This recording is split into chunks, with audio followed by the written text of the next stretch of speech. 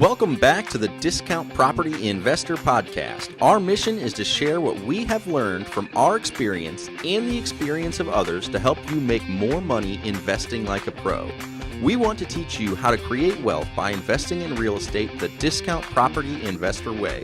To jumpstart your real estate investing career, visit freewholesalecourse.com, the most complete free course on wholesaling real estate ever. Thanks for tuning in. All right, guys, welcome back to the Discount Property Investor Podcast. Take two. Hello, wake up. This is your host, David Dodge, and I am joined today by a friend, a fellow masterminder, and today we're going to just jump in and talk about a couple different random topics. But today I got Alan Biel on the line. Did I say your last name right? That was perfect. Okay, got it. Alan Biel. Alan is one of the founders of REI Game Changers. I've been seeing some of your guys' ads from your partner James. I know you guys are growing an awesome group on Facebook and community. And Alan, you're out of West Texas, right?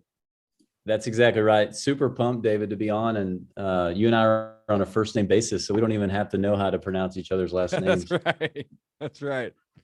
So what city are you out of in West Texas? Where are you located at? I live in Midland right now. And where the hell's Midland at, man? Where's that at? Exactly. No, exactly. It's in the middle of nowhere. Okay. So Midland is about 5 hours west of Dallas. Okay. So how big of a city is that?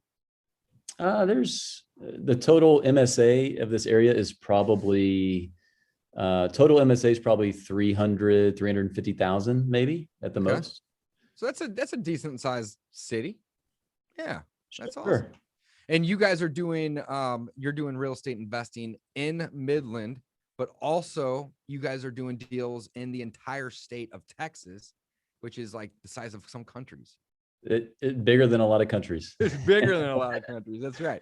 So you guys are doing deals all over the place. Alan, again, thanks for coming on the show today, man. I know you're going to be providing tons of value to our audience, our listeners. And again, I really just got to know you just recently at the most recent mastermind, but I'm really happy that we're able to connect today and really just talk real estate. You know, we went into this without a whole lot of direction on this particular podcast, but again, I think there's a couple different things that we can talk about. So you were asking about my deal, and we'll get to that in a little bit. But before we get to that, you had mentioned that you are doing deals all over Texas. And my first response was, holy cow, that's awesome. You're doing some virtual wholesaling. How do you like it? And then you responded, well, it's not really so much virtual. So dude, you got to elaborate on that for me. What's going on? Sure, David. Yeah, we've done deals every which way that you can do it. I feel like, so we built a company where we kind of had a passion for doing boots on the ground deals. So of course we can run the marketing, as you know, you can run the marketing department from anywhere. Right. And you can, anybody can. Thing. That's the beautiful thing. Isn't it great? Yeah, I love that. It's great. And you can lock deals up over the phone or however people do it. We've done it every way that you can possibly do it. But we built out a company pretty quickly where we had boots on the ground in like 4 different markets around the state of Texas. So, and kind of a unique thing that we did, not just acquisitions on the ground, but dispositions boots on the ground as well. So yes, we've done that. There's things about it that we liked and things about it that we didn't, and we've tweaked it over the years that we've done this. Okay. So tell me how your guys is, how it's different, because, typically when it's virtual, people, they have a couple different approaches, a couple different strategies, right? They'll find somebody that is their boots on the ground, and they'll basically pick a market, right? Like, so, like you may have somebody that's on the West Coast that, does virtual deals in, a particular city, right? Like my city, for example, St. Louis, right? Where I live. But with you guys being, doing deals all over Texas, that would require you to have like a lot of people on the ground, right? Like, so how are you managing that? How does that work? Yeah, well, we've recently tweaked some things where we didn't need quite as many boots on the ground, because you're exactly right. It was a lot of people to manage. I mean, if you want to do deals in Houston, Dallas, and Austin, just those are the 3 big cities that come to mind, right? When I think of Texas, right? Right. Houston, Dallas, and Austin. And, essentially those cities are not close together. Right. So like you'd have to have an individual at each location Right. to have those boots on the ground. So again, I didn't mean to interrupt you. Please, by all means, I'm just trying to understand. So there's two different ways you can do it. If you're going to go boots on the ground, you can pick your market and then find people with job ads, with Facebook posts, whatever.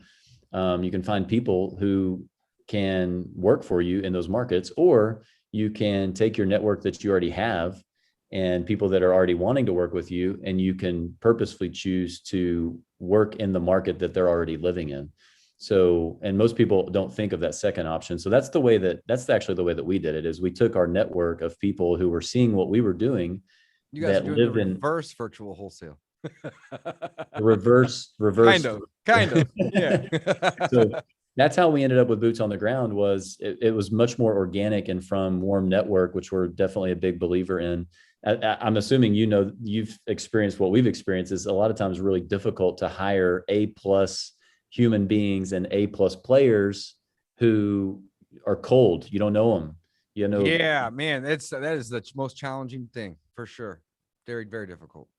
Yeah. So that's the route that we went. We were able to grow from scratch up to like 13 or 14 full-time employees pretty quickly, and went to doing 100% wholesale deals, like basically changed kind of my business life around and said, I'm doing no more flipping, and rehabbing and stuff. And I'm not accumulating more rental properties as I had done for many years. And like, we're going to build this wholesaling company. And James and I had met, and we're like, we're going to build this wholesaling company and we're going to scale it up and we're going to focus. And so from that point, from scratch of having no marketing turned on, no personnel, within about 6 months or 7 months, we had, boots on the ground in 3 or 4 different markets. And then in the first year, I believe we did about 1.1 million in revenue. And then in the first 18 months, we hit the 2 million in revenue mark. So we definitely were onto some things. Congrats, man. You guys are crushing it.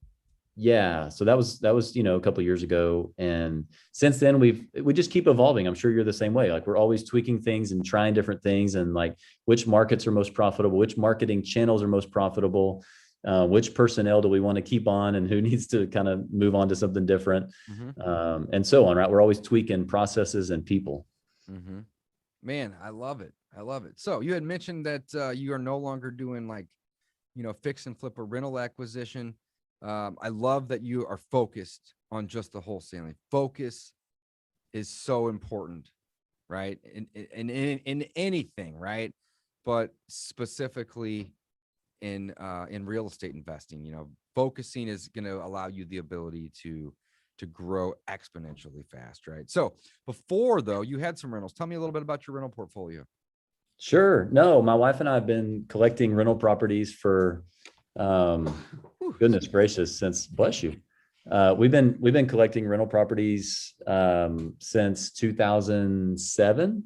Okay. And nice. just very slowly, very gradually, nicer properties in nicer areas that we would live in.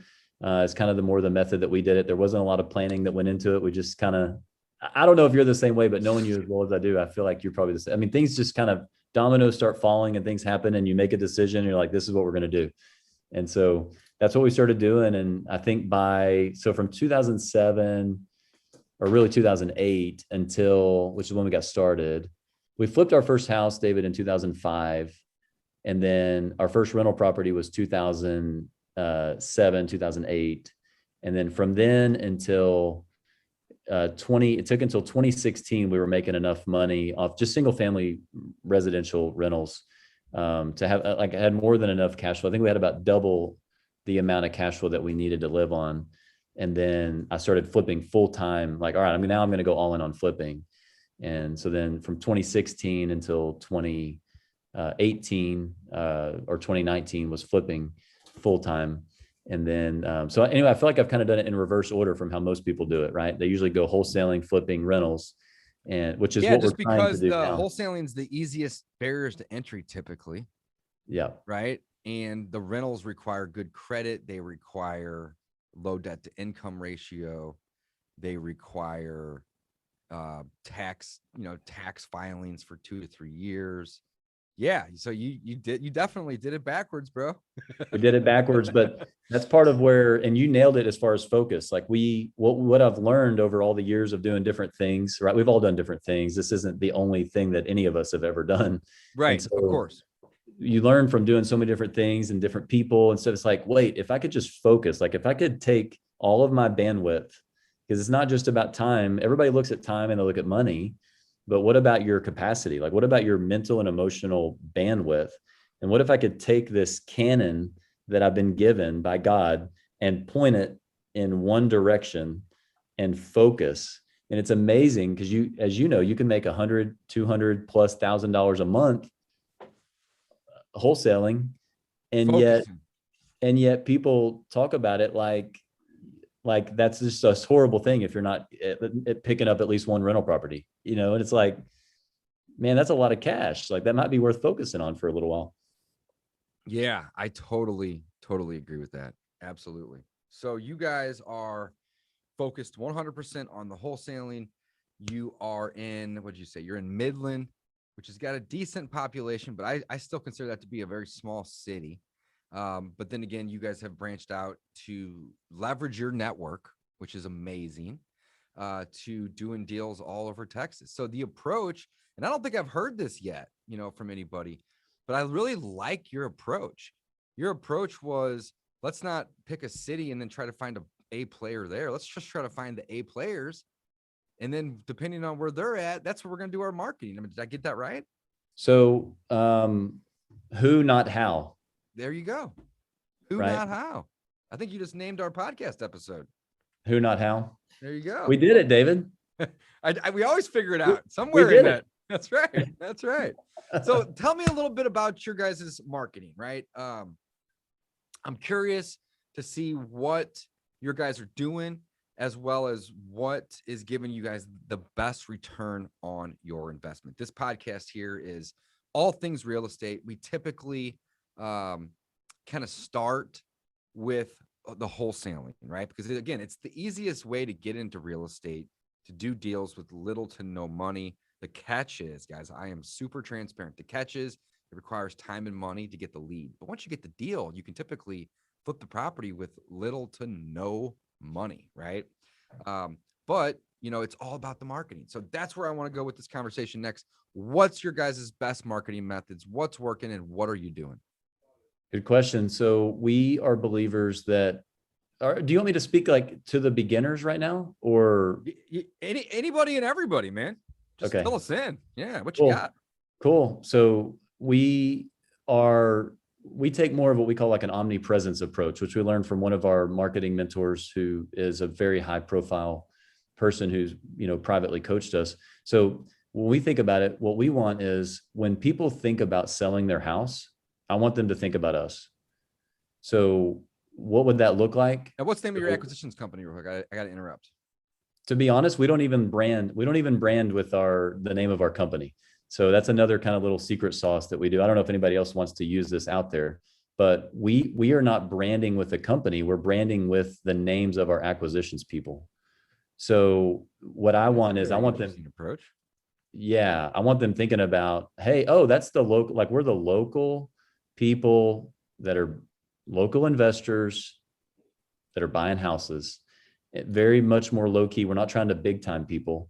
Now, maybe that's a Texas, maybe that's a regional thing. I don't, so take it for what it's worth, but we've taken more of a smaller town approach of, hey, I'm the local dude that buys houses. Right. And not big time. So when you guys are doing your marketing, you're doing something that is going to like have like the face on the postcard, and you're holding up, now the audience doesn't know this, you're holding up one of your own postcards with your own face. It was just beautiful and handsome, by the way. Yeah, you like that? Thanks, man. So then you know what I'm getting at. There you are. So you're doing what we're talking about. You're the local dude buying houses. Like, hey, I'm just a local guy looking for my next house to buy. Is that about right? Yeah, I mean, so our acquisitions company is called House Sold Easy. So on our postcard, it does say housesoldeasy.com, very small. And then it has my email, which is David at House Sold Easy. But other than that, it doesn't have House Sold Easy branded anywhere on here. It's just a picture of me and it says, "Hey, I'm Dave, give me a call for a no obligation offer." I mean, it's actually pretty basic. So Dave, okay. So think about this. Now I don't know if I should call you Dave or David, because that's even more laid back. Like, I love this. Like, hey, I'm Dave.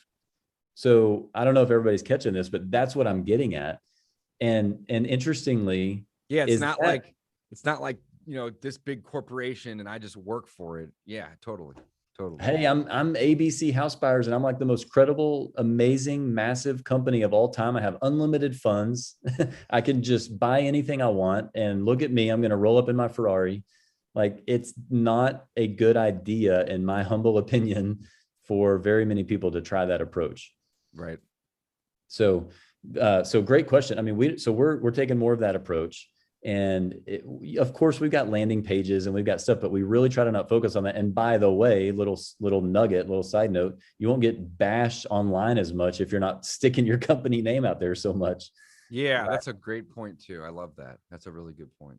Because when we're coming at these people with direct mail, SMS, cold calling, Facebook ads, PPC stuff, SEO stuff, right? And radio and TV ads. Like, so when we're coming at these people from every angle, and usually we're coming at them, right? Like, usually it's outbound marketing. Yes, we do direct mail, but we do PPC, we do TV, radio, whatever, but which is not as aggressive. But when you're coming at these people on their cell phones and on their home phones and into their mailboxes with marketing, and they're getting really upset with you, don't be surprised when they're coming after you online. Right. No, I totally understand that. So let's talk about the types. You said direct mail, PPC, yes, radio and TV. What am I missing? SMS, cold calling, voice broadcast, RVM. So yep, we're to the point now, David, where we do all of those things at any given time. Like right now, TV's not on. TV will be back on soon, or what? But you know what I mean. Like, there's things where we kind of tweak things, and okay, we need to revisit this. But and we Facebook ads as well. I don't know if you listed that, but when you're doing that, like when you're coming at people from that many different angles, we found it super effective to do exactly what it sounds like you guys do, which is like, hey, I'm Alan, buying houses here, been doing it for a long time, looking for my next house to buy. Didn't know if you were interested. If not, no big deal. Yeah, we try to make it personal, just like that. Absolutely. Yep. So to me, it's always a balance between being personable, but being professional. None of us are we're not saying come across as unprofessional. Of course not. Oh no, of course not. Yeah. But you want to make it more personal. Then you're not talking to an entity. You're talking to me. And yeah, I own an entity that I'm going to be making the offer in. But again, you're talking to me, not the company, right? So, yep, or another way to word that is, I am the company. Right. It's exactly. You're not going to get another person when you call back next time. It's always going to be me. Right. And isn't that interesting? I'm sure. Okay. Then you get this. Like, I'm sure you get this too. People are like, well, what company are you with? We don't close.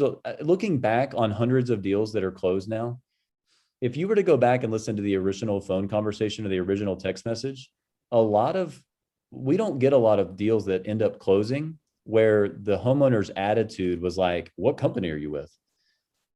You know, it's like, I'm with me. Like, I already told you I already said it. Like, are you not listening, or do you not, or are you really just, you're upset and you want to know who you can go after because you're tired of us calling you or whatever.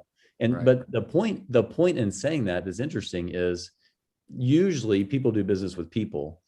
Oh yeah. Not companies. Right. So why are so many wholesalers out there, or just marketers and lead generators? Why are there so many of them out there thinking it's all about the website, it's all about the landing page, it's all about the name of your company, or and leading with that? Like, and I'm so glad that we didn't really have a topic, because this is morphed into such a great conversation. I love this particular topic. You don't need all these fancy things. You don't. I love, man. Okay, I didn't mean to interrupt you. Please proceed. But no, I love where you're going with this, though. I love it when you hold up a postcard and I'm like, wait a second. David, maybe that's part of why he's had so much success, right? Here's another question that I have that's interesting to me as a sales. So I have more of a sales background. James, my business partner, has more of a marketing background. I think that's part of why we've done pretty well together. Now, does he live in Midland with you? Yes. Cool. So you guys are in the same market. That makes it easy. You probably share an office. We're in the office right now. Perfect. Love it. Cool. Okay. Yeah, cool. he's in another room hiring a couple new salespeople right now. Hell yeah. I like it, man. That's what's Yeah. up. That's what's up. So anyway, so tell me this, as somebody, and it sounds like you're the same way, has a bit of a sales background. The stuff that we're talking about right now, is that marketing or is that sales?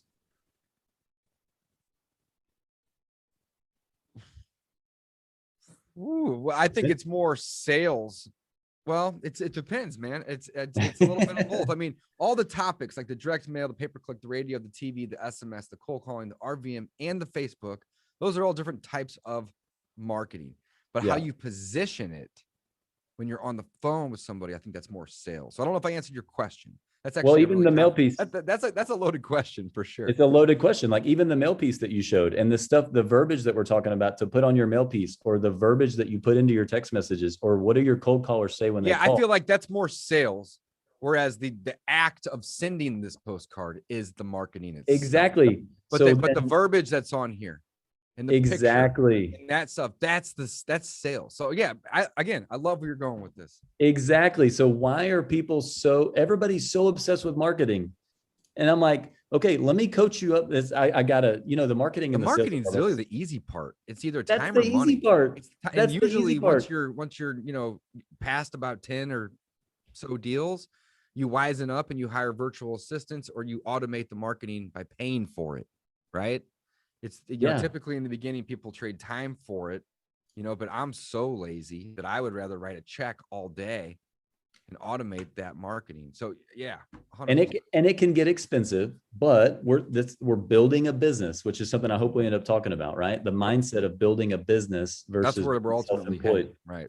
Yes. So if marketing is the easy part, like you just said, because and by the way, I hope your audience is appreciative of what you do, David. I've heard your stuff, and first of all, super fun. Like who doesn't love to have fun? But we love that. So, and you're putting this content out there for free. I mean, you're not charging anything, right? No, this is a podcast. This will also hit YouTube, and this is free, right? So, the number one goal here is to provide as much value to the listeners, and the audience, the listeners, the viewers. Obviously, I like to use this time not only to teach people the stuff that I know, but to get to know other investors better, just like I'm doing with you right now. And it is super rare that I'll do one of these shows where I don't learn something, or at the very minimum, it's refreshing my brain of the importance of that particular topic. Because, even us guys that are, I consider myself to be a veteran at this, even though I've only been doing it full time for like 6 or 7 years, but like oftentimes, like you got to remind yourself that you got to get back to the basics.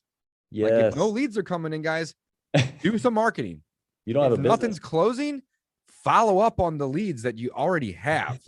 I mean, like it sounds so incredibly simple, but like you got to be reminded of this stuff sometimes. So yeah, lead with value.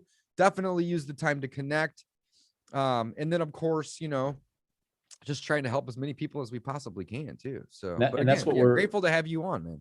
And that's what we're passionate about. The reason I was asking that, I just hope that your audience is appreciative of everything that you do and the time that you put into this and bringing on people. And I mean, I get a lot out of it. I appreciate it. So if everybody that's listening, everybody wants to know about marketing. You said that.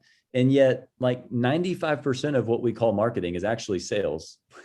So yeah. And you know what? It's funny because we group it all together as marketing, but you're absolutely right.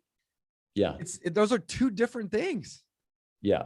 So like we joke about this now. Luckily I got my man James on board because he's in charge of marketing. Right. Mm-hmm. And you hinted at this, David, like he's in charge of marketing for our real estate company. One of the reasons he's in charge of the marketing is because he invests roughly 1 to 2 hours a month on the marketing.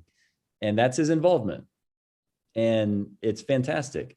That's the great thing about it, right? Like you said, you can hire other people, you can outsource things, and you can cause leads to come into the company.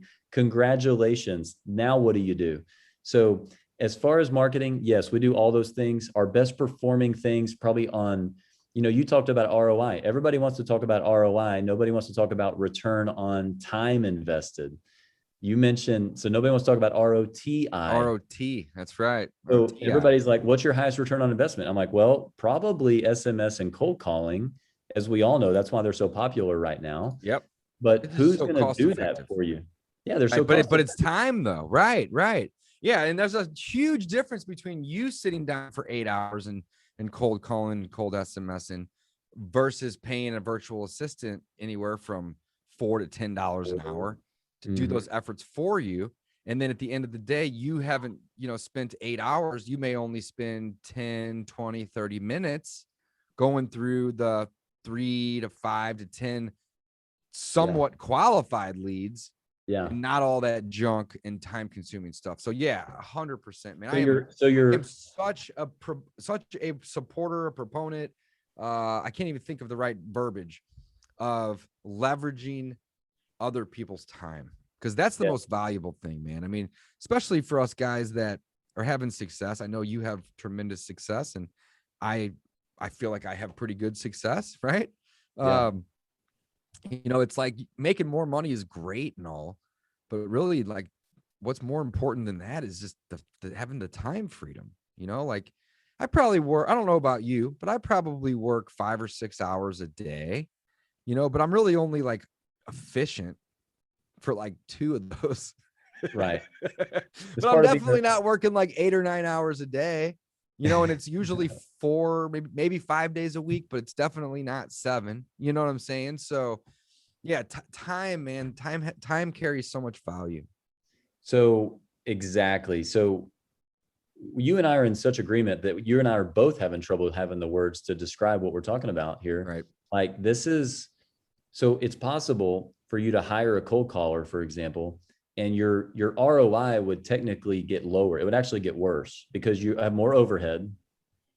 Yeah, right. You're right. Immediately, it's going to get worse. Man, this is such a great point. Okay. I love this. But then your return on time invested would go like through the roof. It'd be so much higher. Like it'd be so much better. Right. So, and then as we know, because we're building a business here where other people sit in seats so that we can leverage and have something that happens without us having to be the one to do it. Then as we build that out, then hopefully our ROI can start to catch up with our ROTI. But which one do you value more, and how are you? Yeah, and even if your ROI goes down a little bit and your ROTI goes way up, in my opinion, you're better off. Right. Yeah. I mean, again, it's going to depend on those exact numbers there, right? But like, let's use more of a real world example for, somebody listening or watching to kind of comprehend. So here in St. Louis, our average wholesale deal is about $7,800. And again, that's kind of low compared to most markets. Low for the national. Some markets are double that, right? Oh yeah. Yeah. So, that's where we're kind of at now. The average cost of the marketing is typically somewhere around 1,800. So you take 7,800 minus the 1,800, and that puts you at $6,000 if I'm doing my math right here. Right. Yeah. So, but if I'm spending 40 hours a week, of my time plus that $1,800 versus if I'm only spending 10 hours of my time a week plus that money, again, you're going to have a little bit lower ROI, but you're going to have a way crazy ROTI, return on that. And what could you do? Investment. And what could you do? And then what do we do as business? What do we always do as business owners with that time? We go build something else. Or we're going to build existing process better, or find someone else that can do it better or more efficiently. Or how do I do it cheaper? Or how do I do it in less time? Yep. Yes. Or we're going to onboard another cold caller and invest time in that so that we can build more leverage. And then we're going to onboard another cold caller or another SMS person, or we're going to start another marketing channel. And that's going to be another big time investment up front. And your ROI is going to be lower because you're outsourcing things that cost money, but then you're just tacking on these arms of your marketing department of your company that will pay dividends over time, right? Because we're freeing up our time. And so when people talk about, I apologize, I know that's not what you were asking about, but when people talk about return on investment, there's so many variables that determine what the ROI, and you're not even talking about ROI, you're talking about marketing ROI, as we know that we have other overhead too. Yeah, and the other stuff that we're working on. Yep, absolutely.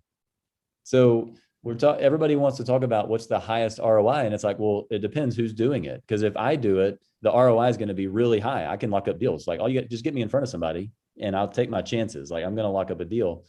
But is it worth? Like you said, is it worth it? Did that end up taking 20 hours or 40 hours total time by the time that deal got to the finish line, or whatever? So my ROI would be, pretty high. My closing ratio would be pretty high. I'd probably be pretty good at sending out SMS stuff. And you would too, if not great. Like, you'd probably be great. You'd probably be one of the best in the country at it, because you know how to communicate with people. But as an owner of a company and as a leader, can we hire, train, and equip other people to do those things so that we can continue to do what we're great at, which is continue scaling the company? I can't agree more. You nailed it. And I have a really good team of cold callers and virtual assistants that help us with so many things, right? And I have some friends that, they pay their callers double what I pay mine, but their callers are basically on US soil. They don't necessarily have an accent, and mine do a little bit. Now, they speak English very well, and they're very polite, and they have great energy. But of course, there's going to be a little accent there, and I'm going to lose people because of that. And I get it. I know it, right? But at the same time, I'm looking for those people that are so motivated anyway that they're going to look past that. And if somebody is somewhat motivated, but they don't like that, again, I know there's going to be a couple that slip through the cracks. But again, my approach is, again, if they are truly motivated, they're gonna give the information that's needed to where we're gonna get that lead in the system, and then we're gonna set the appointment and call from there. So yes, 100%. And David, so as far as marketing, if we can just give some nuggets to people, because I'm sure they're like, Alan's not giving us any, like, how do I do it? Oh, yeah, you're giving all kinds of nuggets, bro, but please, by all means. Here's the thing when it comes to marketing, and by the way, the other thing, we call it marketing, and this is another pet peeve of mine. And what we're actually talking about is lead generation. Mm-hmm. Lead generation is very different from marketing. So marketing, when we talk marketing, we're talking the numbers, the data, the strategy, like, what are we going to do? When are we going to do it? How much are we going to do? And all that stuff. But lead generation, so cold calling, SMS, all these things, what we're really trying to do is generate leads. And so when it comes to that stuff, that's the entire point of the marketing, is to generate leads. I just want to emphasize that and repeat and just take a second before we move on, because that right there is such a good point, right? Like, don't marketing get why would you do the marketing, right? It's to gain a lead, 100%. So yeah. And then once the leads come in, the other 95% of making money is the sales process. It's the sales process. Yeah. The marketing process is actually, now that you put it that way, the marketing process is incredibly simple. It's just the act of getting your message out in front of people. That's it. And how you go about doing it is, and then there's 100 ways, right? We actually have a course, 50 plus ways to find off market deals. You know what I'm saying? That's just, so we've come up with 50 ways, and every one of those ways we've done to come across a deal. So it's not just imaginary ways. These are proven strategies, right? But you're absolutely right. The marketing is really just the act of getting your message out. And the result of that is to gain a lead. Now, I want to take this even one step farther, Alan. At the end of the day, the ultimate goal is to get the seller on the phone. And it doesn't matter if they call you from your marketing efforts to then create the lead, or if you call them, right? It doesn't matter if you're doing television or radio or online ads. The goal is to get them on the phone, is it not? Yes. Always. Even if you're texting, it's still, the next step is a phone call. It's always to get them on the phone. I've maybe bought 1 or 2 houses ever from somebody that I didn't get a phone call first. They were like, they just truly didn't want to. And they're like, I'll meet you. And you still got to go out and meet them, of course, but yeah, it's always, the bottom of that funnel essentially is get them on the phone. And then from there, it turns into sales. Yes. Oh, I love this. You're speaking my language. So That's right. in the hundreds and hundreds of deals, I believe we're the same. I think we've only closed one or two ever where we didn't have them on the phone. Yeah, you hadn't actually listened to their voice and talked to them, right? I mean, I've done one with a lady that like lived in a different state, and I don't know if she was deaf or mute or what.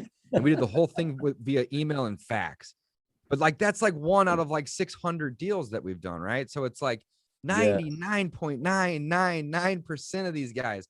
The ultimate goal is to get the seller on the phone. And that's the marketing part of it. But you're right. That's only like 5% of the process. Yeah. The other 95% is the sales. It's convincing them that you're credible and that you can provide value to them and again, you know, the way I look at it, I oversimplify this, I know, but the way I look at it is all we're really doing is providing convenience in exchange for a discount. That's really it. That's right. That's exactly right. And so my point in saying all that, David, is, and I'm sure your point's the same thing, is let's not get too caught up on the marketing and all that stuff. Especially if you're newer, if you're doing marketing and lead generation and it's not working, if you're doing cold calling, SMS, PPC, SEO, Facebook, radio, TV, whatever you're doing, direct mail, if you're doing any of those things, and we do all those things, and you're not getting enough deals, then there's really only two options. You either need to do more, which with our clients, what we see typically, I'm sure you see the same thing, is they're not doing enough or they're not doing it consistently enough. It's both of those combined typically, but yeah. Or both.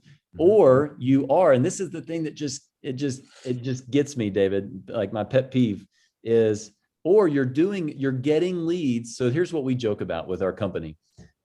Leads comes in, it's like, congratulations, marketing department, you did your job. Great job.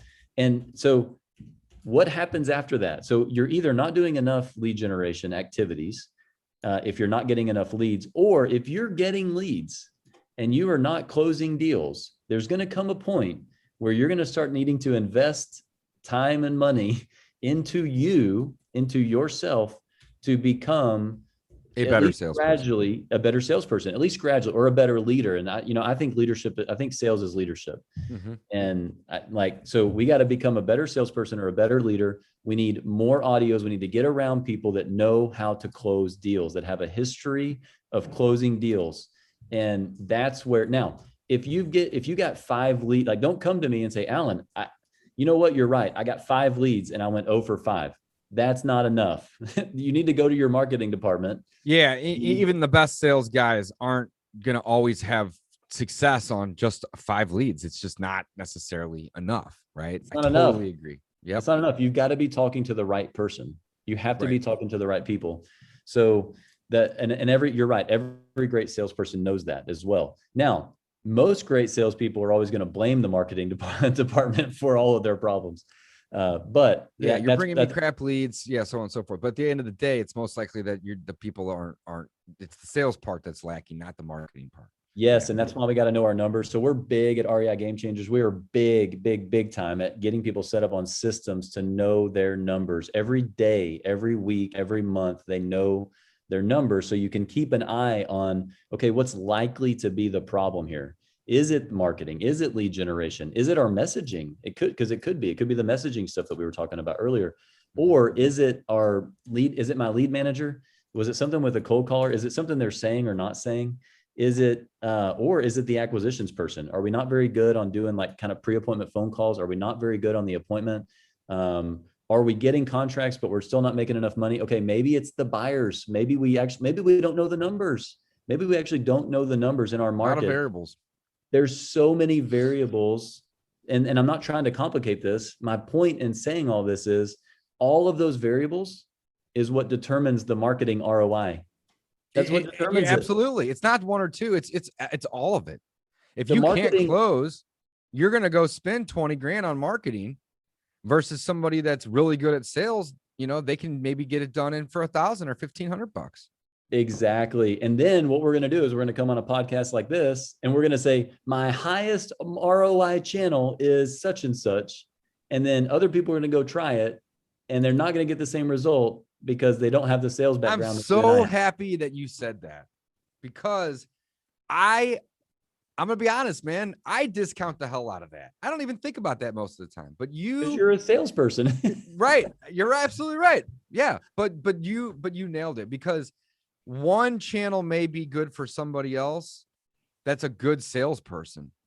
And it may be a terrible channel for somebody that's not a good salesperson. And maybe the fix isn't more marketing, it's better sales. And I think that is, well, I'm confident I overlook that all the time, because I have a tendency to just be pretty good with people. And I don't really consider myself to be a good salesperson, but I do consider myself to be an expert at making friends, which at the end of the day, you know, what is sales? It's getting somebody to want to do business with you because they like you, they trust you, and they respect you. Right. Yeah. And there's probably other things, of course, but if I were to summarize it into something similar, so I don't ever feel like I'm ever having to sell anybody anything. I'm never pitching. Instead, what I do, and I'm sure you guys are great at this too, is I present them the facts and then I start disqualifying myself. and I don't know why, but it works really well. You know, you say, here's what I would love to be able to pay you, and here's why this offer's low. It's always going to be low. But if you give me a couple minutes, I can make it low and fair, not just low. And I'll do that by justifying that offer. And I do so by just, you know, being very, you know, somewhat frank and bold. But at the same time, you know, I give people the other options. And then, of course, I tell them all the conveniences that they're going to get. And if somebody, and I tell this to my students all the time, I'm sure you do as well. But if somebody isn't willing to give you a big discount, well, then you got to pull back on all those conveniences, right? And if they are willing to open up that floodgate of discounts to you, then you need to mirror that and open up that floodgate of conveniences. Yes, we'll close it next Tuesday. Yes, you can leave everything behind. Don't worry about boarding up the windows. I'll send my guy to do that, right? Yeah. Anything and everything that I can do to make their life easier is essentially sales, but I'm demanding a discount in exchange for those conveniences. And if you don't get the discount, you pull back less conveniences. And if they're not willing to give you the discount, then you shouldn't be willing to give them the conveniences. So again, didn't mean to steal the show there, but I just wanted to reiterate how much I agree with what you just said. So David, if we were to rewind this like a minute or two and list out all of the adjectives and the qualifiers and the adverbs and all the descriptives that you just used and just list them out, what you just nailed it.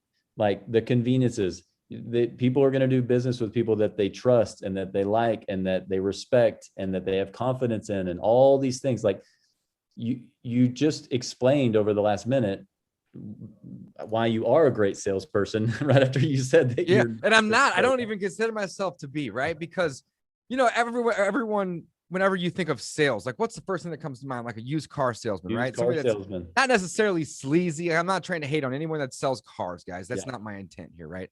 But they're often pushy. They're often like trying to get you to buy something, right? Now, I know that, you know, we're in the business of not trying to get somebody to buy something. We're trying to get them to sell something, but we're doing so by getting them to buy into us. Yeah. And that's where the like and the respect, and I forget what the other one was, the like and trust, right? Comes into play. Like, I don't ever feel like I'm ever sitting down at a table and I'm trying to convince somebody that my business is the one that they should go with. Instead, I'm trying to tell them why they probably shouldn't work with us. Yeah. Right. I'm disqualifying. But because again, your offer is going to be lower. Yeah. But I guess it is, you know, that is sales in a way. It's just not the approach that you typically would take where you're like, man, I got to close this guy. Like, I'm never thinking like I got to go close this guy. Instead, it's, I am here to help you when you are ready. And then what ends up happening is this, I never even thought of this, man. You're opening up my mind to all this crazy stuff. But what ends up happening is they sell you on why they want to work with you. And then at that point, you send them a contract. Isn't that amazing? You go open my mind up to something crazy, man. That's awesome. See, it is sales. There you go. You're right. We're not trying to sell them anything. We're trying to buy their house. However, there's all these sales variables that are going on. You're going to sell them on you. Right. You're going to sell them on your company. You're going to sell them on why it's so important for them to make this decision. Or maybe they don't need to make the decision, but you're going to sell them on why it's not important for them to make the decision right now. So there's all these things that we need to lead the process of it's a sales process is what it is. It's just different from the 1980s used car salesman. Like you said, we're in the 21st century. We got to be a bit more sophisticated than that. Mm-hmm. It is the same personality profile that makes a great used car salesman, that makes a great acquisitions person. Absolutely. It is. Absolutely. And the reason is, I think, and you may have your own reason, but the reason is, in my opinion, is that those individuals that are the used car salesmen, they're not afraid to be themselves and to spark a conversation and ask those difficult questions. Whereas, somebody that may be reserved isn't going to be as good as at opening up and figuring out the true motivations of that seller, and or explaining the true value, which really is just convenience, that our companies can provide to those sellers. It's really just a matter of, I guess you could break it down even into one word of confidence, right? Yes. Confidence in yourself, confidence in what you do, in your process, confidence that you can help them. You're helping them, and you have belief in them as well, right? You're entrusting that they're going to make the decision that is, and so that goes into like belief and positivity, but confidence is a really good word for it. So it's crazy to think about this big picture. Like, it is the majority sales, not marketing. I'm gonna be honest with you, man. I have never looked at it that way until today, but it is. It's like 90% sales and 10% marketing. Yeah. So that's why we are believers. Like, we think this is a marketing and sales game. And there are things about the marketing part of it that if you don't get dialed in, it's not going to work. It's not going to work. Right. Absolutely. Absolutely. But the cool thing is you can automate the marketing. You can't really automate the sales. Yes. You can, of course, parts of it, but not fully. Like, I could go right now and record a 30-second clip in a 1 minute clip, audio clips, guys, and then go pay a radio station or multiple to air that as much as I could afford. And that's it. As long as that check keeps getting written every month, or the account that they're debiting from is funded, I'm done with my marketing. Yep. So, literally in the next 30 minutes, I could go record a really, high energy 30-second clip and 1 minute clip. And I could be done with my marketing for an entire year as long as I funded that. And that's it. Yeah. Again, it can be that simple. Yes. So it begs the question, why then is everybody always talking about marketing? It almost makes me wonder, call me a conspiracy theorist. You are just changing my mindset big time. I love this. Go ahead. It almost makes me wonder why that is.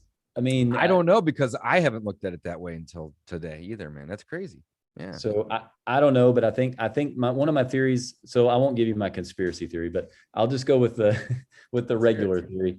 I think it's probably because a lot of us who are naturally good with people, which is what you started out saying, you're naturally good with people, or you've worked on that, like you've developed it. I wasn't always good with people. It took a lot of practice, a lot of trial and error. Absolutely. I'm sure you've faced the same. Yes, 100%. I was not always able to have the confidence. Like, I was coaching my kids' soccer teams yesterday, and one of the little girls, it was the first practice of the spring, right? And one of the little girls, she's so sweet, just sweet as could be. And she said, Coach, this is right at the beginning of practice. She said, I was so nervous to come today. And I said, were you really? And I'm sitting there thinking, this girl showing up the majority of it, right?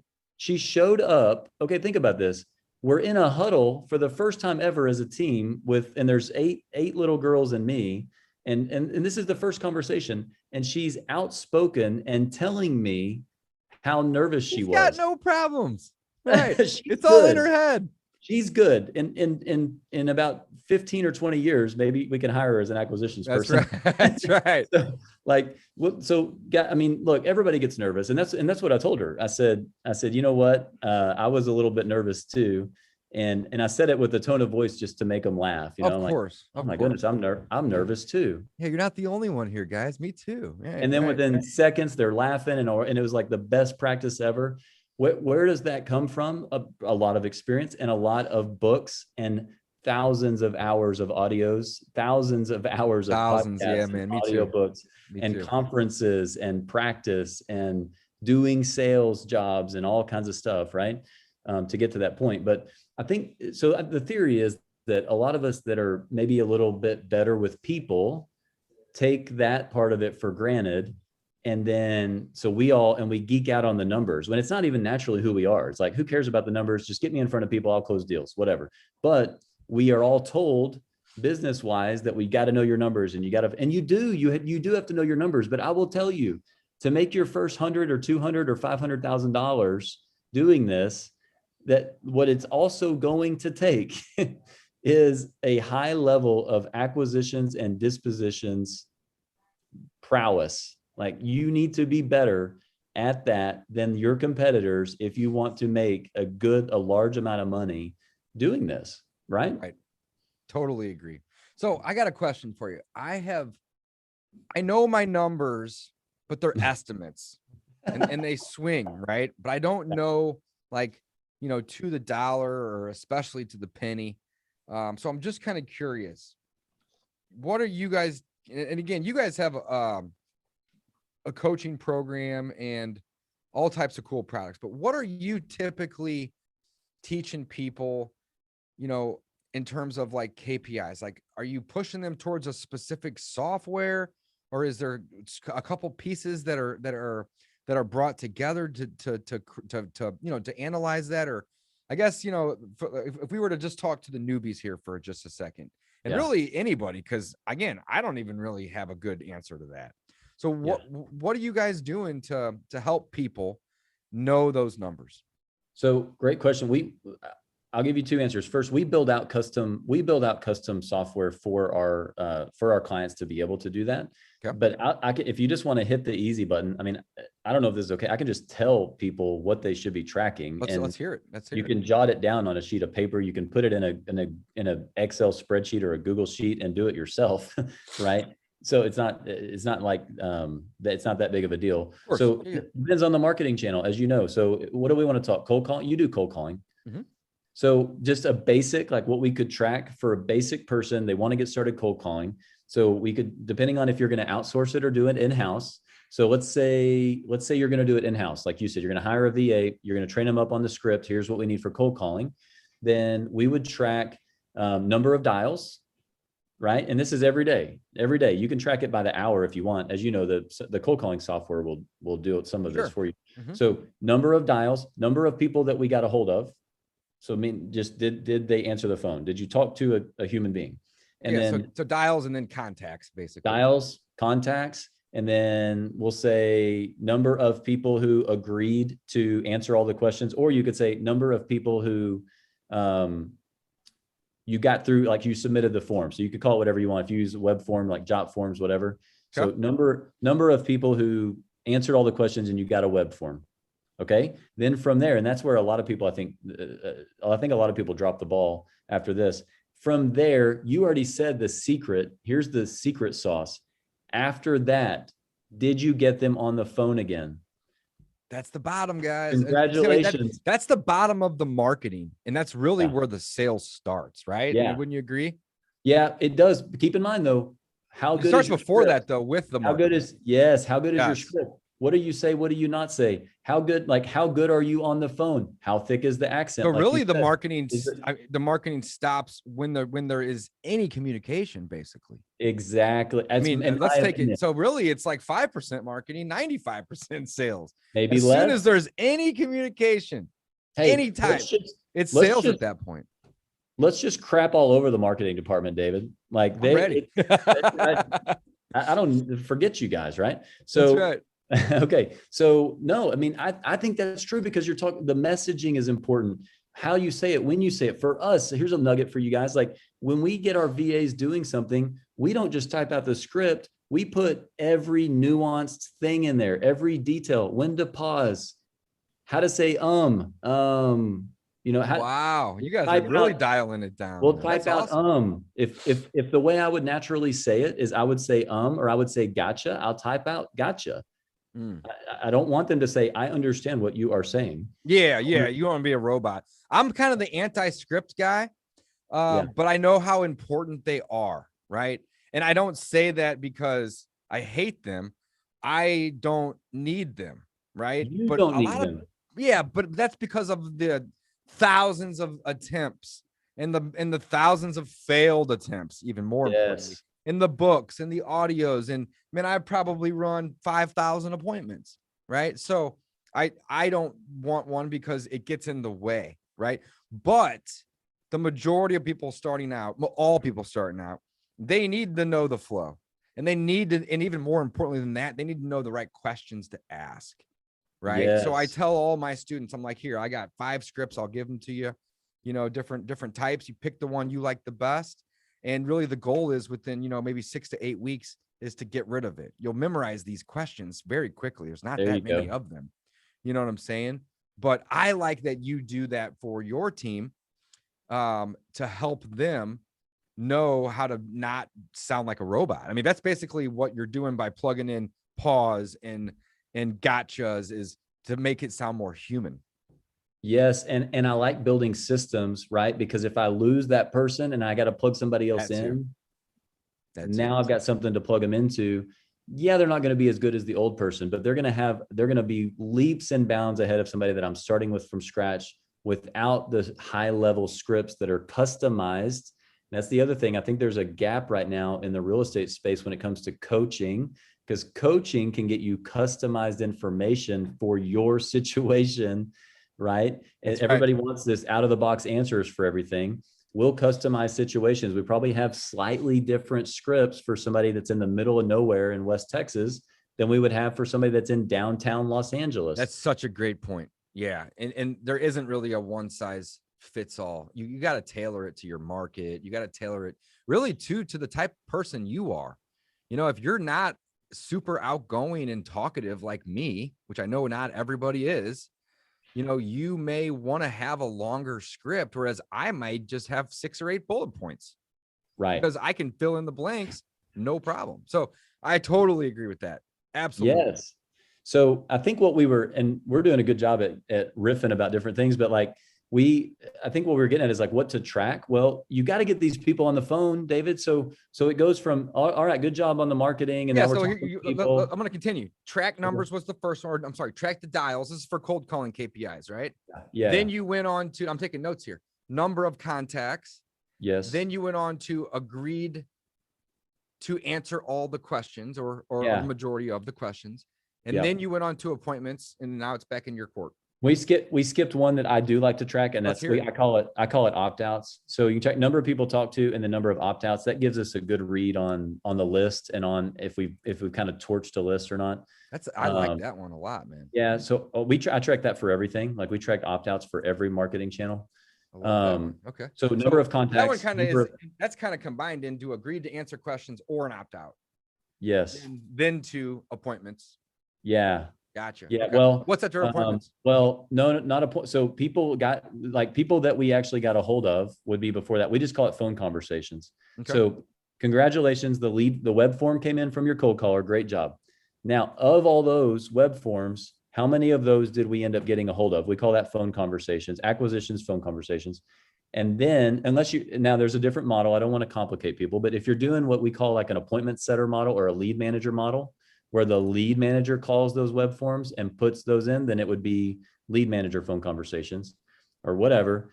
The intent being to book an appointment, either book a phone appointment or book a house viewing appointment, whatever. Right. I love that you added that in there, because Steve Trang taught me this. I love Steve. I know you know who Steve is. Yeah. Steve's great. He always says, man, isn't it great how, once you do some marketing and you get somebody that's kind of interested, trying to get them on the phone, sometimes you just get unlimited access to their voicemail, and you can never get a hold of them again. And it's that's part of it, right? You got to get creative. So the fact that you agreed to answer those questions as one KPI set, and then you went to the next step of saying, okay, now how many of those people were we actually able to have the phone conversation with? Yep. That's before the appointment. You got to call them up and learn a little bit more about them and figure out if that motivation's even right. If it's where it needs to be. Absolutely. And oftentimes too, and I'm sure you guys are great at this, But, oftentimes we'll get all the way to the phone conversation. We'll determine that their motivation isn't high enough for us as investors, but there's other tools in our belt. So it's like, hey, you're basically looking for retail. Do you have an agent? You don't? Okay, cool. Well, guess what? We have agents that work on our team, and I'm confident that I have one that would be a great fit for you. Are we going to, can I send that person out? You know what I'm saying? So the phone conversation is so important. So phone conversations. Next, you have appointments. Either whether it's a phone appointment or, so it's appointments booked. This is the other thing where people drop the ball. So it goes from phone conversations to number of appointments booked, whether it's a phone conversation booked or a phone appointment or a in-person appointment. So appointment booked, then appointments attended, and then seller contracts. So there's all those things, right? So there's the whole funnel. It's just, guys, this is a basic sales funnel that and it needs to be great job of breaking that down, by the way. I love this stuff. I love building, I can tell, man. I love building systems. I love building marketing and sales systems. I think that's why, like I said, we've been successful. We are not just, I'm not some real estate guy that's trying to figure out how to wholesale. I'm a marketing and sales guy that chooses to wholesale because it's a marketing and sales game. For sure. So that's what we love about it. So I love that kind of stuff. So we do that for every single marketing channel. Like we'll build out a customized, so like when we're out doing marketing, what things do I need to track? Because all of those metrics that we're tracking are going to help us point to different departments of the company. Maybe we thought it was a marketing issue. And what it really was is it's like, man, we're not able to get a hold of these people. Like the leads are coming in. Why are we not able to get a hold of these people? Maybe we have a problem in our follow-up or a follow-through, or maybe it's not a problem with that. Maybe we need to change the scripting that the cold caller is saying in the first place. So, but we can track all the numbers and try to. And you are the only person that I have ever met other than Mitch Caluzzi, which I love that guy, by the way. I do too. Yeah. Love that guy. That is this analytical. Bro, you got this down. Okay, so here's the question that I've been waiting to ask you for like 20 minutes. Yes. So you've broken all these things down. Now, how the hell do you track all this stuff? Right? So the first part might be easy. Like, let's break this down. So, well, hold on. Before we do that, let's finish this, right? So I want to recap. Okay. So again, we're doing KPIs just for cold calling. It doesn't even matter if you're the one doing it or if it's somebody else. These are the basic KPIs, right? So number one, you're going to track the number of dials. Number two, you're going to track the number of contacts. Number three, you're going to do, who has agreed to answer those questions or who has opted out. And that's kind of like, I'm going to group those two, right? And you may or may not on your end, but that's just how I'm going to do it. I'm not doing the numbers right, but 4 or 5 would be the phone conversations, which is basically the next call. Now, if you are doing the cold calling, you may not have all of these steps. You may want to group them. But again, that's why it has to be customized. Absolutely. But Alan and I have a team and we're not doing those cold calls. We're doing the warm call basically, right? Yes. So next, you get phone conversations.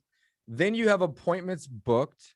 Then you have appointments attended, which I would have never even thought of that but that's such a good point because sometimes people don't show or you just can't get a hold of them to set the appointment or whatever, or, they change it on you or whatever. I've even had people prank me and be like, yeah, come out to a house they don't even own. It just happens. That's right. It happens, not all the time, but it does happen. All right. So then you get to the seller contracts. And then at that point, you're no longer really in the sales game. You're more in the dispo game, right? Yep. So the number of dials, the number of contacts, those two are pretty easy because the dialer you're using, assuming you're not doing this one-off.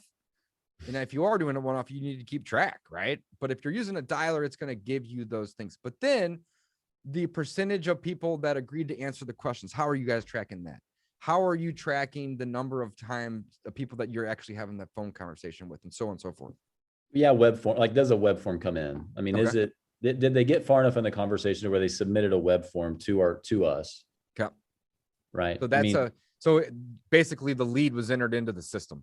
Yeah. We would call that a lead. Yeah. We would call that a lead. One of the things that you'll notice as a side note, you didn't ask this, but it's really important from a sales perspective is we are not tracking hot leads, warm leads, cold leads. I don't want any discretion at all in my funnel.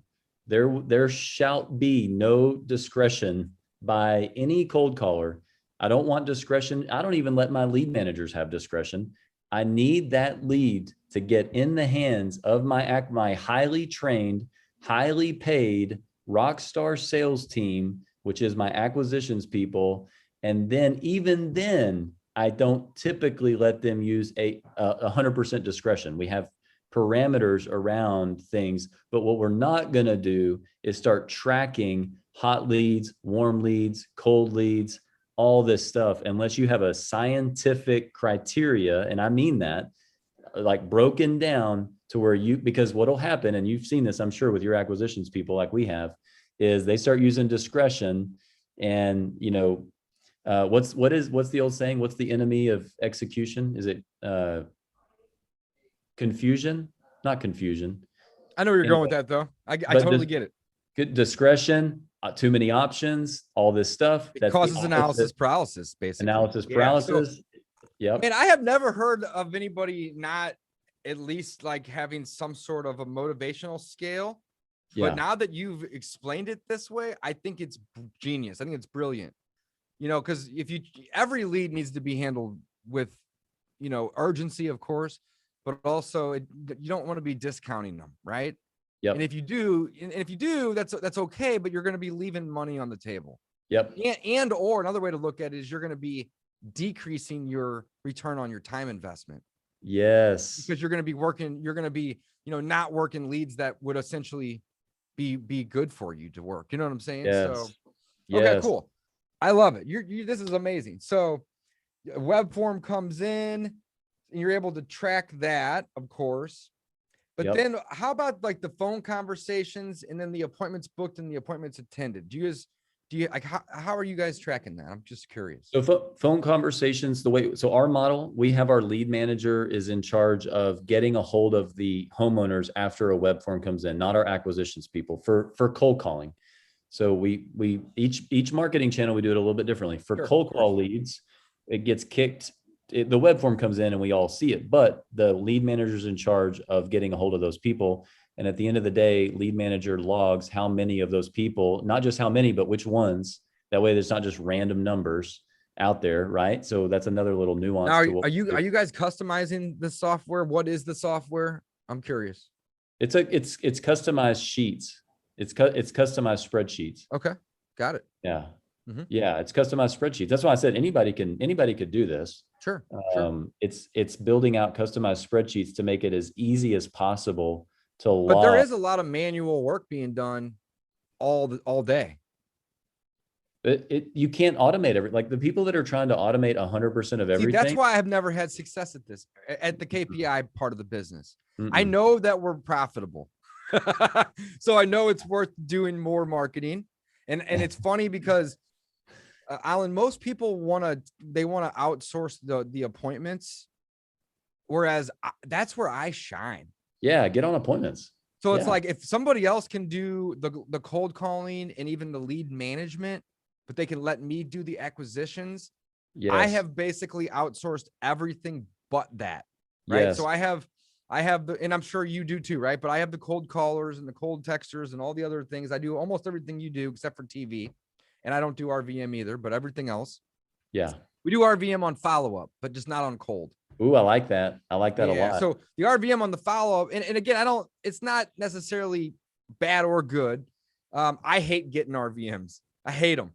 So I just don't do it to people. But if I'm following up, it's a whole different ball game because they know who I am at that point. And it's just it's a follow-up. It's not cold. Yeah, exactly. And one could argue that cold SMS and cold calling is just as dirty as the RVMs. And again, I'm not here to judge. I just don't do them, right? But forget where I was going with that. You like doing acquisitions. Oh, the fact that there's a lot of manual things that go into it, and it's very difficult to automate all that. Yes. It's just, that's very difficult, man. Very difficult. We've got all of it that can be automated. So we build out systems to where all of it that can be automated is automated. Everything else is on a silver platter.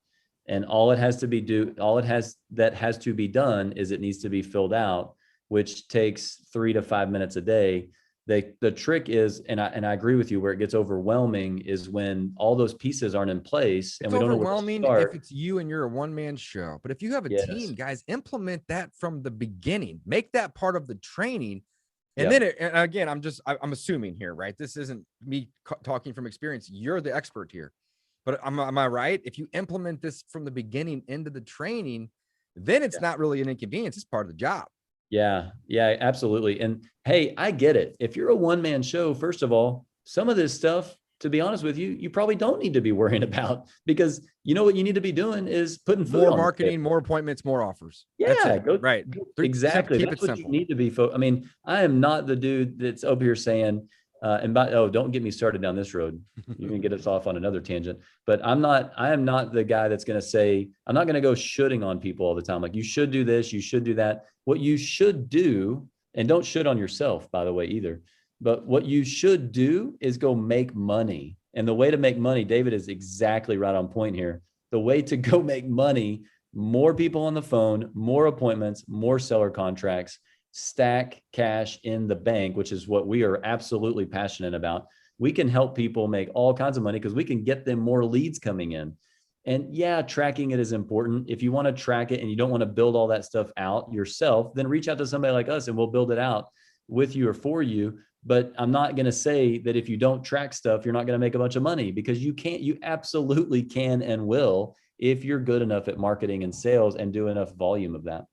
This has been so helpful to me. And again, this is one of the reasons why we do this podcast. Obviously, I want to share as much value with the world as I can, but let's be honest, like I'm here to learn from myself too. So Alan, you're doing, this is great. You're teaching me all kinds of cool stuff here. So you guys simplify it down to a spreadsheet. I got to ask, what CRM are you using? Do you mind if I ask? Oh, geez. We're switching. I use 3 of them. My team is literally, it might even be 4 of them, bro. We use so many different things. So we're on our 7th different one. So I don't know if I'm the best person to ask about CRMs, because it's like, or let's just say, what CRMs are you using then, or what systems, right? So and I don't even know if people even understand what CRMs mean half the time, because it's like, what if all you're looking for? Break it down for them. Well, if all you're looking for is a place to log, like to store information, then you don't even need a CRM. And I think that spreadsheets. That's how I first started, was spreadsheets. Just use spreadsheets. If you're not going to use automated follow-up sequencers, then and correct me if I'm wrong. I need somebody to inform me. If you're not going to use automated follow-up sequencers, what exactly is it that you're thinking that you need a CRM for, right? Yeah, so I guess the automations are a big part of it. Also, the way I look at it is, I can break a CRM down into 2 things: notes and tasks.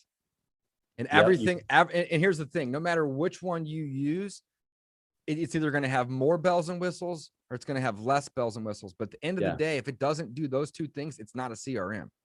Yeah, you can notes and tasks. You're talking about like pinging, like you can ping people and say, "Hey, so and so, did this happen on this property or whatever?" Like inside that. Again, to me, that's a shiny. Oh, that's just a bell or a whistle. But like the ability for you to go in and say, "I spoke to this person at this time about this," right? And my next course of action is, and it needs to remind me. Yeah. Okay. Right. So creating automated reminders. Yeah. But you can do that. Like, this is the funny thing, David.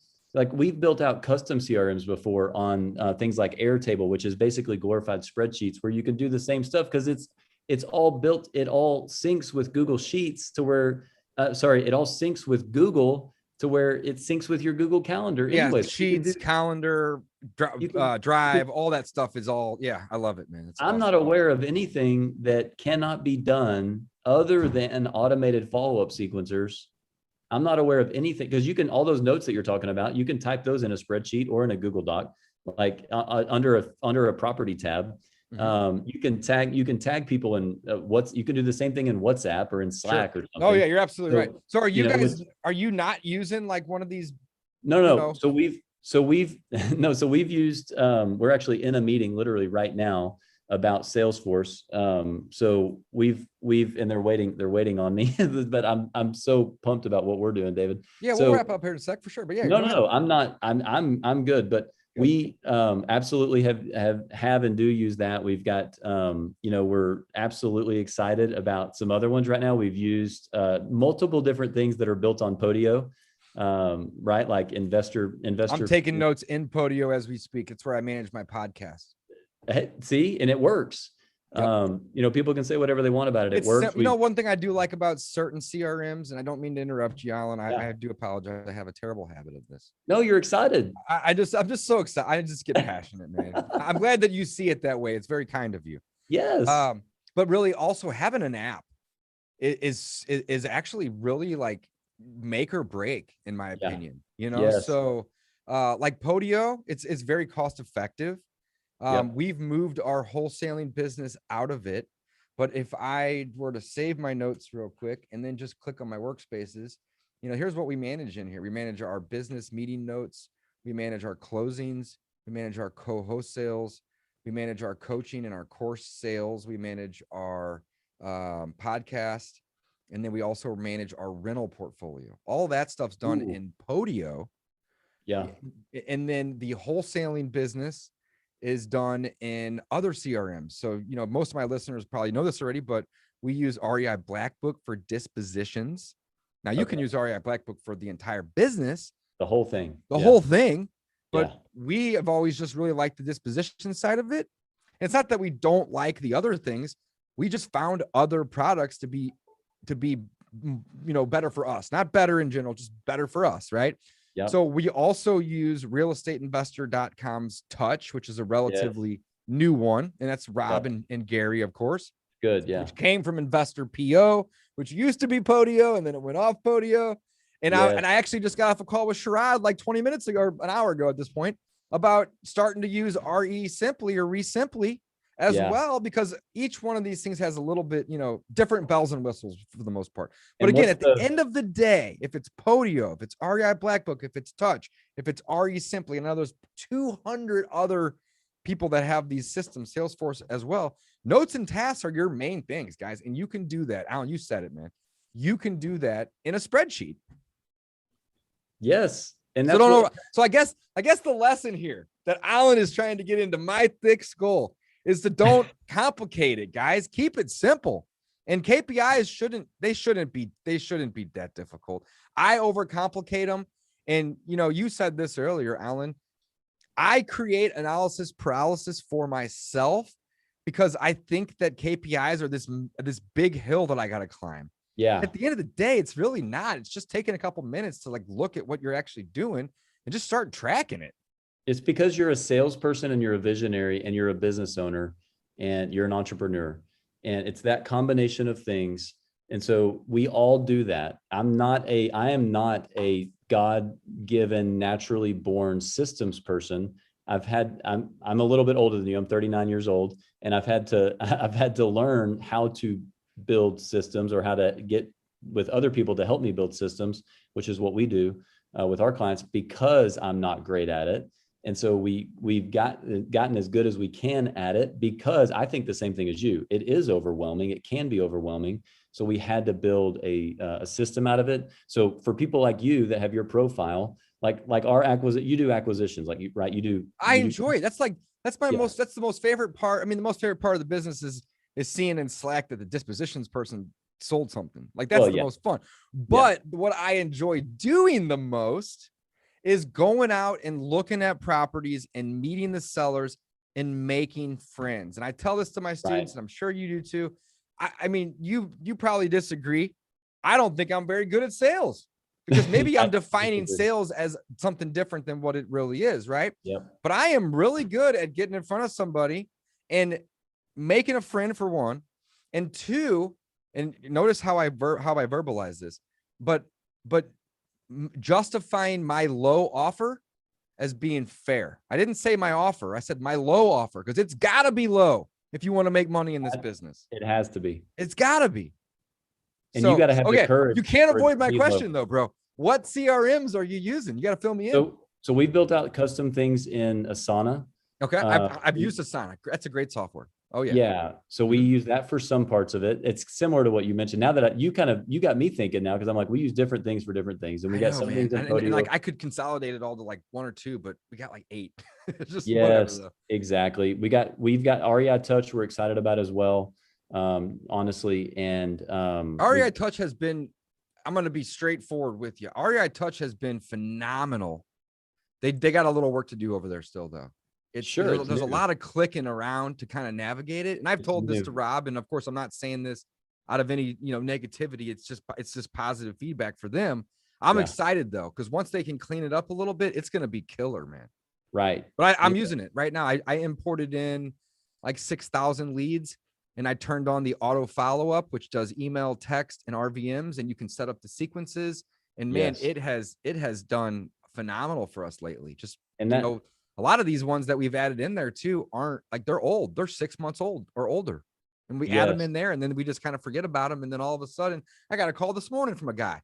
It was funny. I Yes. came in late today. I didn't get in the office until about 10, and my phone rings, and this guy goes, "Hey, I got a voicemail from you this morning at like 7:30 in the morning." I'm like, "Shit, I didn't even want to see Oh, where he was sending out messages that early." And I know this guy. I've done deals with him before. But he goes, "What?" He goes, "What property were you calling about?" And I go, "I don't know. Did I leave it in the voicemail?" Of course I didn't. And he goes, "No, you just said that I had a property that I might want to sell." So of course I go type his name in real quick, and I'm like, "Oh, it's 3315 Market Street." And he's like, "Oh, that property." So oh my goodness. you just don't even know That sometimes. that's a good problem. Well, isn't that a good problem to have? Again, It's it's a great like, problem to have. congratulations, marketing department. You did your job. And here you are on the phone with somebody that you didn't even have to work for. That is the brilliance of a true CRM. Most of the time people are talking about CRMs. I don't think they even understand you need something that will send automated follow-up sequencers, because you can do everything else on other stuff that's either free or extremely inexpensive. And these, as we know, some of these CRMs are not that inexpensive. And so, especially if you're newer out there. Oh yeah, I mean, dude, like, it's like REI Black Books. I think it's $200 a month minimum. exact Think. minimum. Yeah, and you can go up to $400, $500, $600 if you want. And It that's just the really going, depends. So that's the going rate is 200 minimum. And then it I depends how think, many users. No, yeah, I mean, that's across the board. That's what the kind of the thing is in the real estate space right now. And it goes up depending on number of users and all this stuff. all the bells And and whistles. Yep. I'm not saying it's not important. I do think it's important. It just depends who we're talking to. Are we talking to a solopreneur who needs to just stack some cash in the bank? Are we talking to somebody who's wanting to build out a team in the next 3 to 6 months? If so, yes, you need to get going on a CRM. Or somebody that wants to be lazy like me, and try to automate as much as you possibly can. Yeah, absolutely. And really, like, my goal isn't really make more money; it's to work less. I'm doing pretty good with my current income. If I can maintain that, and obviously I want to grow it, but really it's not even a goal of growing it. It's just, let's keep it going, and let's try to go on more vacations. Yes, get back on Take less time off. Yes. Or So more time off, I mean. what I was going to tell you is, for somebody like you who gets overwhelmed with this whole KPI issue, is as an acquisitions person, we'll only have our acquisitions person report like 2 things: appointments attended and seller contracts. So it That's makes it easy for them. They're not overwhelmed with it. That's it. They report those 2 numbers every day. That's all I need to know. I don't need to know anything else from acquisitions. Yes, I would prefer that they put notes into the computer, like notes into the CRM. Yeah, and you're going to encourage that. But really, at the end of the day, you need to know the main stuff, right? Yeah, because remember, the point of all this conversation, we're trying to calculate ROI. We can't even calculate ROI if we don't have certain numbers, and we need to be able to poke holes in it. And so where in my funnel do I need to get better? The only way to know that is to track all those things that we've listed out. And sometimes even more, by the way. Sometimes it's less, sometimes it's even more, but the only way we're going to know is if we track it. But the only 2 things that acquisitions people are responsible for in our system, the way that we do it, is those 2 things. We have other people that report the other numbers. We build out systems to where other people can report those things, so that rock stars like you that just want to get out there and sling contracts can just have 2 things to report. We do it in our morning meeting every day. It goes into the spreadsheet. From there, our lead manager handles all the other stuff, admin type stuff that needs to happen in order for us to know all of our KPIs. I love it, man. I love it. So appointments booked, appointments attended. and then seller contracts. So it sounds to me like a lot of this, well, probably half, give or take, is manual entry though, right? I mean, you can like the dials and the number of contacts the dialer, assuming you have a dialer, is going to help you with. Yeah. Agreed to answer is going to be the amount of web forms that come in. And you can, and so you're going to know that that's going to be fixed, obviously, based upon each day. Right. But the opt-outs, that's a manual entry, right? It depends. Well, it depends if you're, it depends which software you're like. If you're doing SMS marketing, then opt-outs is automated. Sure. That's true. Okay. But the phone conversations, that's going to be a lead manager that's inputting that data. Correct. And then the appointments booked and the appointments attended would be the acquisitions person. And then the seller appointment, probably one of either the lead manager or the acquisitions person, right? Appointment booked. If it's cold calling, we don't have our acquisition. So that would be lead manager because they're the ones that book the appointments. Book them. Okay. Gotcha. And then, but if it were something different, maybe it would be, but yeah. And some of you guys listening, you may have a lead manager that is an acquisitions manager. You may not have that second role if you don't need it yet, or just haven't, gotten to that point. We don't really have a lead manager. We just have 3 acquisitions managers, but we gamify it to where if somebody's kind of dropping the ball and they haven't followed up with somebody for a couple of weeks, or their task is a couple days or even weeks old, anybody else can kind of jump in on it and take over. Yeah. I love that. Again, it's just kind of your own strategy, of course, and that's what I was getting at, David. Like, so much of this, it has to be customized to people's situation. And I know if people are anything like me, it's like, I just need to know, where do I get started? Like, how do I get started doing that? Let's talk about that. That is a fabulous question to ask, but it's also, I think, a good way to wrap up this conversation. So, we've just gone on about how you're doing it and what you're tracking. So that's such a good question. So if you are brand new and you're just getting started at this, and you're already doing some marketing, because that's the business, guys. And really, after today's conversation with you, it's sales and marketing. I always discount the sales, but that's like 95% of this business. It's only 95%. You opened my eyes up today to that. Wow, I'm impressed. Yeah. But let's ask this question. So if you are new, you're doing some marketing, where do you start? How do you start at least having some sort of an understanding of your KPIs? I would just throw a spread, just get on a simple Google sheet. And well, first of all, your options are, do you even want to, I mean, is this, are you going to invest time in tracking this? Because maybe, I'll be honest with you, and David, I'm sure you've seen this, you can go make your first 10, 20, 30 grand. You don't need to be tracking stuff. But if you're just like you don't need a business card or a website to do a deal. It helps, but it's not required. Right. Yeah. We've had people go make their first 10, 20, 30, 50 grand, whatever. And then hire us or hire somebody else, hire somebody like us that'll actually help you do this. Sure. But so it depends on how you want to do that. If you just want to do it, then just get a simple spreadsheet and just like get the stuff that David listed out. I'm glad he was making a list of those things. That's exactly how we do it. And depending on the marketing source, just look at every step along the way, make a simple column, total number of leads that came in or whatever, right? If it's cold calling, how many dials, and just simple spreadsheet. And then at the top, so that goes down the side and then across the top, Monday, next column, Tuesday, next column, Wednesday. So I think that what I'm seeing here is that I've always overcomplicated it, and I have not. So the answer is simple. That's where I'm going with this, guys. You don't have to have all these systems doing this and doing that. Just get a spreadsheet and just start manually tracking it. That's it. Yeah. Right?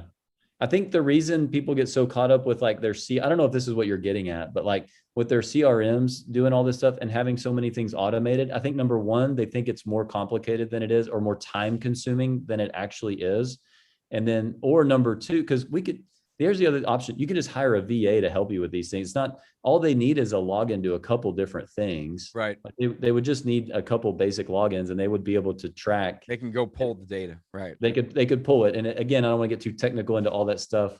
It's funny as real estate investors, we use a lot of different softwares to do a lot of different things. I mean, I have so many softwares, but we use them all, And everybody that comes out with the latest, greatest CRM is going to try to sell us on the fact that this is the last thing and the only thing that you're going to need. It's going to do everything. And like, this has been going on for years in the industry. And it's a very potentially lucrative business when you're charging people $200, $400, $800 a month or whatever. Residual. Some of the richest guys I know are the owners of these CRM companies. Exactly. Well, it's residual. There's no money like residual money, right? Mm-hmm. And so that's fantastic. There's nothing wrong with it. We use CRMs. We love them. I'm saying a lot of people are getting, I think, too caught up on a couple things when they're trying to get started, or when their business is in its infancy. I think they're getting, like, if you want automated follow-up sequencers, then get an awesome CRM and set it up and let that thing run, like what David's talking about, especially if you got a lot of leads and you don't know what to do with it. Then you can do that, or you can do what you said without a CRM, and you can drop an RVM to them, or drop a voice broadcast to them, and hit your 1,000, 5,000 leads or whatever. Hit those things all at the same time, and get the phones ringing that way right away. Or get a CRM that will do a follow-up sequencer so you can stay in front of these people. That's fine. I don't know about you. I don't know what percentage of your deals come from long-term follow-up. Oh, our average deal is 4 to 6 months. Okay. I do know that. Average. That's because you're cold calling. No. I'm just saying in general. So, I've been in business for, I guess, a little over 6 years at this point, full time. Yeah. And whenever we go close a deal, we don't really track it that well, but we're always curious, right? And over about 6 years worth of data, the average time from when the first point of contact. First point of contact. Now, that doesn't mean that that's a phone conversation, guys. That can be 2 months later.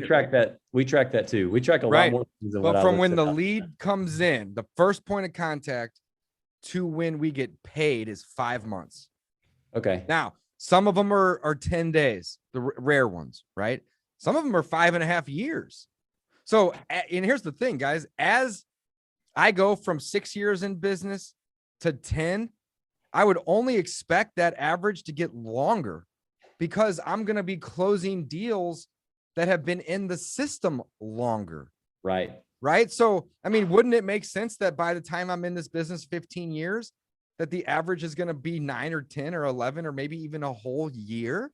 It doesn't mean I'm not going to be closing deals the same week that we still do once or twice a month. Right. But big numbers, they're going to average out. So I love that, man. And I think you're making the same point. My point in saying that is people are getting way too caught up in some of this stuff, and like closing ratios on your first appointment. I mean, of all the contracts that we get, even as we have a massive focus on sales. We didn't even get into that today, David, I'm bringing you back on, bro. This is great. The stuff that we get into on acquisitions, and we go deep on it as far as maximum. I think we have the highest level sales training that exists in the industry. Sorry if that sounds arrogant. No. I think we're as good on dispositions as anybody I'm aware of. So we didn't even get into that stuff, but even the top salespeople, if you look at their closing ratios, I think what you'll probably find is there's 30 to 40 to 50%, somewhere in that range, the top salespeople. But people get so caught up on those numbers anyway, because you can just like you can manipulate the ROI numbers on marketing, you can, not on purpose, but they can be manipulated so easily from all these variables. It's the same with like your closing ratio on appointments. Like you can just choose to not go on an appointment and it'll make your ratio go higher. Make your ratio go better. Right. But if you're running them all, you're going to have a lower ratio, but you're also going to be closing more deals too, though. So people, like, we have clients, they want to ask what a good closing ratio is. And I'm like, but I already told you that you didn't even set up a criteria that didn't have discretion when it comes to canceling appointments or attending appointments. You're allowing discretion there. So we can track your closing ratio all day. We haven't turned this into a science. We haven't turned this into a systematic thing to where your closing ratio is even going to matter yet. But then I'll answer their question, but just FYI, a good closing ratio for a rock star closer is going to be 35 to 45, maybe even 50%, depending on what your criteria is on requiring them to attend certain appointments. Yep. And that's the thing, what does it take to qualify? basically, right? And the qualified ones are going to deserve the appointment. But if you are, disqualifying people for, reasons that they maybe shouldn't be, then you're going to probably have a higher closing rate, but you're not going to be doing as many deals. So yeah. So all those, there's a lot of variables, man. There really is. That's why we track. That's why we track everything. So that's why tracking is important to us. It's not actually, we are anti, like if left to our own selves, we would be anti-tracking people. But as we built out businesses, we've got a couple different businesses. I'm sure you do too. As you do that, it starts, and you start bringing on more personnel, then the processes start to become more important. And what is a process if it's not scientific? What is a process if it's not repeatable, if it's not duplicatable? And so anyway, that's why we're passionate about it. I'm actually just an old school sales guy that loves this stuff. We just, as business people, have been forced to get better at things. Me too. So, yep. I love it. Alan, thank you so much for coming on. I am incredibly grateful for your time. And I'm going to have you back on here in the next couple of weeks, and we're going to talk more about sales training. But before we wrap up this episode, tell the audience, the viewers, how they can get in contact with you, and also give us a little bit of information about, because I'm sure this is a product that you're selling. Tell us a little bit about the sales training side of the business. Sure. Yeah. We've got a company called REI Game Changers. So people check us out, reigamechangers.com, or email me, alan@reigamechangers.com. That's fine if you want to. I'll make sure that either me or my assistant sees that and gets back to people. So yeah, just check that out. And we are taking on kind of limited numbers of clients. We actually are believers in coaching and in a coaching program. And so we specialize in taking people that are doing, 1 or 2 deals periodically and helping them scale up to where they're doing 1 or 2 deals per week consistently. We've got now quite a track record of being able to do that with people. And you can probably tell that's really our passion. I love helping these people. We've done our thing. I know you're the same way, David. Like, we've done our thing. We've made money. Praise God, we've got rental properties. I've got Airbnb, I've got vacation rentals that we own, that we've done well with, and that we can go to whenever we want. We've traveled and we've done all these things. My passion is when we get to see other people. Isn't it amazing? It's the best. Student, have just an awesome success. It's the best. It's so fun. Yeah. No, it's the best. I mean, we have clients, and honestly, we almost get worried about them because it's they're posting things in the group, and this happens, again, praise God, this happens quite often where it's like, hey, I had my first $75,000 month. I had my first $100,000 month, or whatever. And we're like, our team, what we've learned now over the years is we reach out to these people because we're like, okay, don't screw this up. That's right. We need to talk.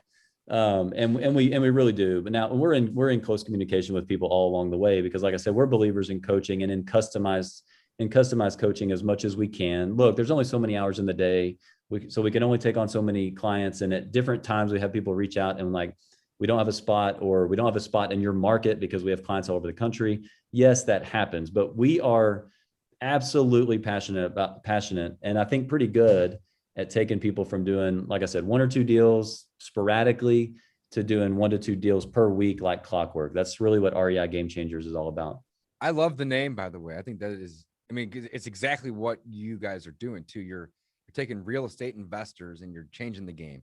You're taking them from 1 to 2 deals here and there to 1 to 2 deals a week. And I think the most important word in this whole sentence is consistently, right? So guys, check out reigamechangers.com. Alan, this has been an amazing episode. It's been one of the longer ones, but I have had a phenomenal time on this. I have learned a ton, which is so cool.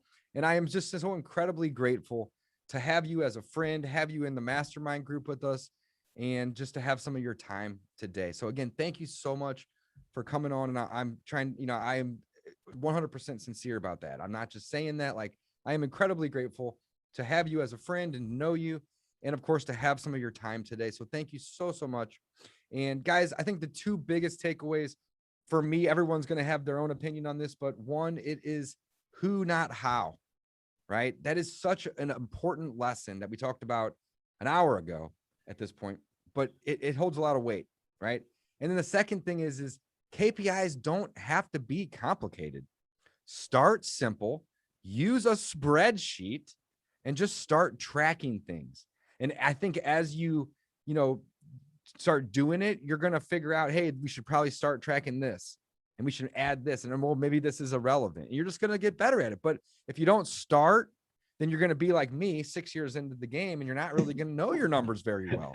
I know we're profitable and the CPA helps a ton, giving us a balance sheet and all that type of stuff, right? An income statement. But I couldn't tell you, the exact cost per lead or cost per deal or cost per appointment. And that's something that I've really, really been wanting to start doing. And Alan, you've given me the courage to just say, you know what, this doesn't need to be that hard. Let's just start somewhere. Let's start tracking it and let's go from there. So again, guys, REIGameChangers.com. Check it out. Alan, thank you so much for coming on the show today, buddy. Woo! You're the man. Awesome. All right, guys, wrap it up. Until next time. Thanks for listening. Signing off. Thanks for listening to the Discount Property Investor Podcast. If you enjoyed this episode, please like, share, and subscribe to help us reach a wider audience. To jumpstart your real estate investing career, visit freewholesalecourse.com, the most complete free course on wholesaling real estate ever. We would also appreciate it if you left us a review on iTunes or Stitcher. Thank you in advance for your support. And remember, you make your money when you buy, you get paid when you sell. Now let's go build some wealth.